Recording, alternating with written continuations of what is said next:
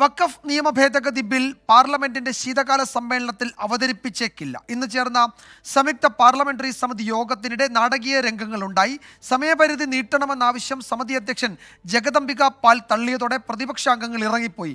പിന്നാലെ സമയപരിധി നീട്ടണമെന്നാവശ്യപ്പെട്ട് BJP അംഗം നിഷികാന്ത് ദുബെ പ്രമേയം അവതരിപ്പിച്ചു. പ്രമേയം സ്പീക്കറുടെ പരിഗണനയ്ക്കായി സമർപ്പിക്കും. വഖഫ് നിയമ ഭേദഗതി ബില്ല് പരിഗണിക്കാനായി ഇന്ന് പാർലമെന്റ് അനക്സിൽ ചേർന്ന സംയുക്ത പാർലമെന്ററി സമിതി യോഗത്തിലാണ് നാടകീയ നീക്കങ്ങൾ. ന്യൂനപക്ഷ വിഭാഗത്തെ ബാധിക്കുന്ന സുപ്രധാന ബില്ലിൽ വിശദമായ പരിശോധന ആവശ്യമാണെന്നും സമയപരിധി നീട്ടണമെന്നും പ്രതിപക്ഷാംഗങ്ങൾ ആവശ്യപ്പെട്ടു.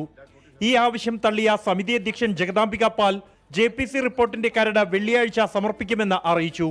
തുടർന്ന് യോഗം ബഹിഷ്കരിച്ചിറങ്ങിയ പ്രതിപക്ഷാംഗങ്ങൾ മാധ്യമങ്ങൾക്ക് മുന്നിൽ പൊട്ടിത്തെറിച്ചു. सब चेयरमैन साहब बोलेंगे, सब जो बोलना का बात है प्रेस का चेयरमैन बोलेंगे.